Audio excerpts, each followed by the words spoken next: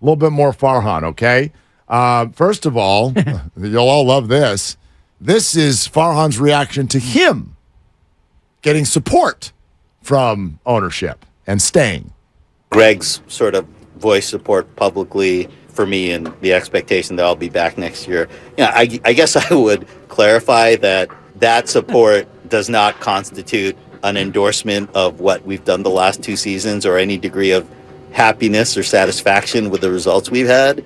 I think Greg is pretty dissatisfied with us being around 500 and not being in the playoffs the last couple of years, as all of us are. So we've had a lot of conversations about how we get back to where we want to be and we need to be. We want to have a product that our fans are excited about, a product that our fans, come to the ballpark to see. And I recognize that. I think that's what ownership wants to see. And I know a lot of you all personally and a lot of good people in this group, and you haven't had a lot of positive things to write, frankly, over the last couple of seasons. And I think from the ownership standpoint and from my standpoint, it's our responsibility to change the narrative around this team. We want people to feel good about it and excited about the team, and we've had a lot of conversations about that. Okay, important thing that I heard there, and I think this bears repeating now, is Farhan saying, do not take his support in saying that I'm going to be back next year as an endorsement of me. In other words, this goes to what you're saying about an extension. I not yet. Like I listen to that, and that's him saying, basically, I think what I've sort of been intimating the last couple of hours with regard to why Farhan wasn't fired. Timing. That's it. They can't do a GM switch right now. So this is not, yay, Farhan, we love you, we don't love Gabe.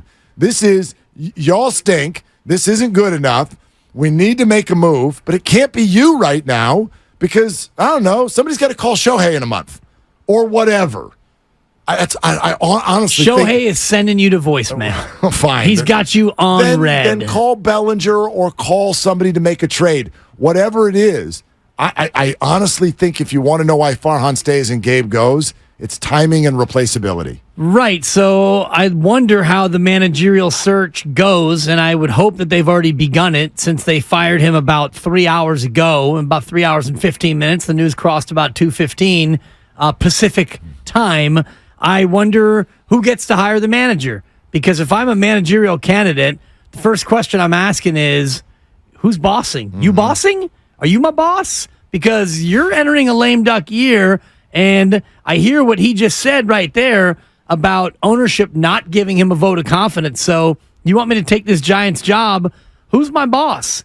Is it Pete Patilla, who's going to get kicked upstairs to be president of baseball ops if Farhan goes? Who am I working for? Might be Kendra Andrews. Sure. You managing? Exactly. I don't know. You president of baseball opping? The reputation around the league among other free agents. Some have said it has been damaged this year. Farhan's response. I'm not concerned about our reputation with free agents. I don't mean that to sound arrogant or like we're out of touch. As we said earlier, when talking about the manager search, this is a great ballpark. This is a great city to play in. This is a great organization. And I know a lot of players would be excited to put this uniform on. So I have conversations with agents all the time about the players they have on this team, what might be happening over the offseason. And I know we're going to get a lot of engagement from players that may be available, very confident in that. Okay, Farhan is very careful to choose the words here because he knows, quite frankly, the biggest mistake Farhan has ever made in front of a microphone during his reign was when he intimated that the Giants are having a hard time with free agents because of the city, basically. Now, he didn't say it exactly like that, but that's absolutely how it came off. And so you'll never hear him say anything like that again, I promise. What he said right there, oh, this amazing ballpark, amazing city, amazing team, and that's going to be fine. I'm not saying I agree, but he's going to push that thought as much as possible. I love the city, and the majority of ball players who come here either live in the immediate proximity of the ballpark or they live in communities outside the city. So I don't believe that San Francisco is much of an attraction or a deterrent unless you want to factor in individuals' political values or their social values that maybe don't align with the ultra-liberal San Francisco and California, and that is something you can never counteract. The ballpark is an interesting one because if you're a hitter and you look at ballpark factors, this is one of the least hitter-friendly ballparks in Major League Baseball. So if you're a slugger or if you're somebody looking to really put down roots and chart a course to be a Hall of Famer, why would you come to San Francisco? Especially if you're left-handed. Right. Yeah, it's fair. I mean, Bryce Harper was asked this question when he chose the Phillies over the Giants. I think about $25 million was the main reason he chose the Phillies over the Giants. I don't know if you take him at his word or not. He said we did the overlays, and if you know what the overlays are, that's basically taking all of his hits historically and overlaying them on top of a ballpark electronically to see would they have been gone, would they have not been gone. Yeah. He said, non-factor, completely unconcerned with where my hits would have gone, it would have been fine. But that's one guy, and also no way to know if he was being 100% honest. Right.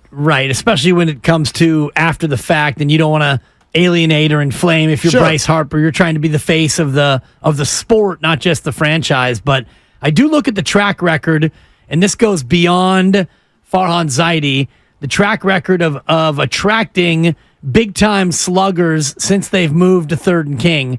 And I'm having a hard time remembering a long list of hitters where they were able to go out in free agency and acquire these really, really big bats. I mean, like no one.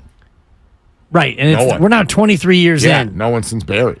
And that was pre-Oracle. That was 92, I believe, or 93. Yeah. So I think about that, what Farhan said, and it's troubling because you have to go out and do like you're talking about. It's like you're going to have to acquire them because even in Farhan's tenure and going back to before Farhan, you haven't really found a guy in your own draft system and developed him and had them turn into a slugger either. Yeah. I mean, the closest thing in recent years to a left-handed slugger in free agency is Jock Peterson. Now, he made the All-Star team last year based on his first half. It's been a little underwhelming, I think, since then for a full year and a half. And obviously his name is now attached to some negative stuff this week. But one more from Farhan. What are you looking for in the next manager? Too early to tell. I've been involved in a handful of managerial searches, and I think you could just have different types of good candidates. And sometimes I think being as open-minded as possible is the best approach because candidates can surprise you. You know, somebody that, maybe just got in as the last guy on your list winds up being the person that gets the job. So I don't think we have any preconceived notions of that. When you start a process like this, there are people you think of immediately, whether they're people that you've worked with before or people who have strong reputations in the game. But sometimes as you dig deeper, you wind up with names that you're really excited about and wind up being the right person for the job. Also, we're going to wait to see who's available. Totally. Bob Melvin, Alex Cora. We'll see. Yeah, it's a shame that you're in a spot where you're looking for another cast off from another organization. You don't have somebody in your system that you can get excited about or promote from within, or like Joe Shasky, who joined us earlier, was talking about think outside the box and bring in Will Venable or could be on the Stephen list. Vogt, or they absolutely could be on the list. Yeah, absolutely. I wonder, and I also am pondering who gets to make that call, because you got Farhan Zaidi, who has not done great in the last couple of years, his words, and he's down to his last year of employment. So are you going to let him unilaterally make the call, or probably not unilaterally? I mean, who makes the call? It's going to need approval. Yeah. I mean, I'm sure it'll be like he'll lead the walk upstairs, but it's got to get a signature. Yeah. Got to get a signature. Yeah, I'm not confident in this whole process. I get it. David in Brentwood. Hey, David, what's going on? You want Willard and Dibs? Hey, guys, how are you? Good. Farhan's thing. So they fired the cook in charge of making a 5-star meal because the guy that was in charge decided to go to the local food bank to get the ingredients. Okay, that is so dumb. All the players that we have right now in the roster are players that were picked by Farhan. What is he going to do in the next 5 months that is different from what he's done in the past 5 years? To be honest with you, you know what? It makes me so upset. This thing, even with mentioning Shohei Ohtani, I can already hear that phone call. Hey, Shohei, this is me, Farhan. You want to play for the Giants? That's enough for me, dog. Okay? He's not coming to the Giants. He's not coming to San Francisco. Not while these guys are in charge. It seems like we're stuck with this guy for the next 3 years. With 3 more years of being lame. No, you're not stuck. Timing. David, you're not mentioning timing. I mean, now is the time to get rid of the guy. Yeah. Thank you, David. Yes. David, you're not stuck for 3 years. David gets an extra 30 seconds just for echoing your, that's a no from me, dog. That was incredible. Yeah. Look, I get it. I totally get it.